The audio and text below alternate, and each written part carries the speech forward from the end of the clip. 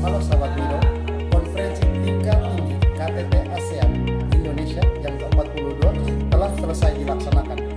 Apa itu KTT ASEAN dan apa fakta-fakta yang menarik yang terjadi pada KTT ASEAN ke-42 kali ini di Labuan Bajo? Ayo simak video berikut. ASEAN merupakan singkatan dari The Association of Southeast Asian Nations atau Perhimpunan Bangsa-Bangsa di Asia Tenggara yang dibentuk pada 8 Agustus 1967 di Bangkok, Thailand. Terdapat 5 negara pendiri ASEAN, yaitu Indonesia, Malaysia, Filipina, Singapura, dan Thailand. Oleh karena itu, setiap tanggal 8 Agustus, kita memperingati Hari ASEAN atau ASEAN Day.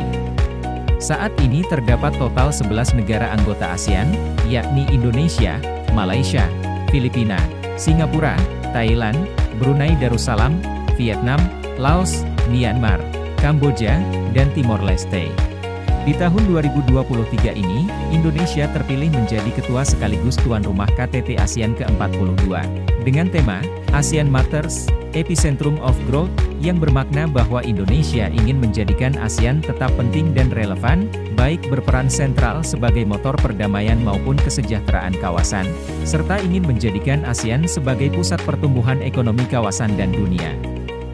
Nah, teman-teman, gimana? Udah tahu mengenai KTT ASEAN? Selanjutnya, yuk kita simak mengenai fakta-fakta yang terjadi pada KTT ASEAN kali ini di Labuan Bajo. Simak video berikut. Fakta-fakta menarik yang harus sahabat ketahui adalah sebagai berikut. Pertama, Indonesia telah 5 kali menjabat ketua ASEAN sejak didirikan, yakni pada tahun 1976, 1996, 2003, 2011 dan 2023. Kedua, Timor Leste untuk pertama kalinya mengikuti KTT ASEAN usai ditetapkan masuk dalam keanggotaan sejak November 2022.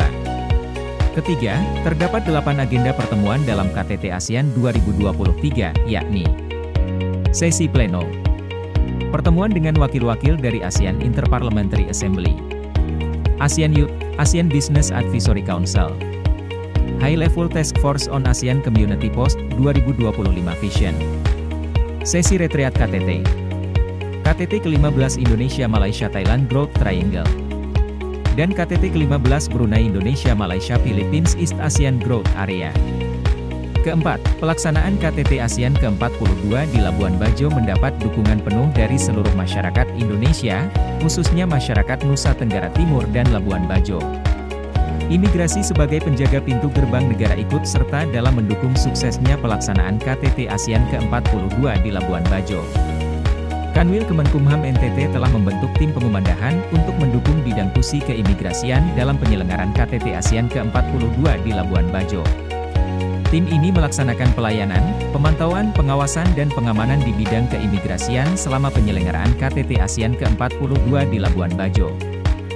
Nah, sahabat Wido, udah ngerti kan mengenai KTT ASEAN dan fakta-faktanya?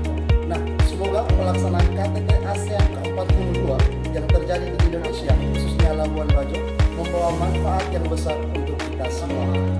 ASEAN Matters, Epicentrum of Growth.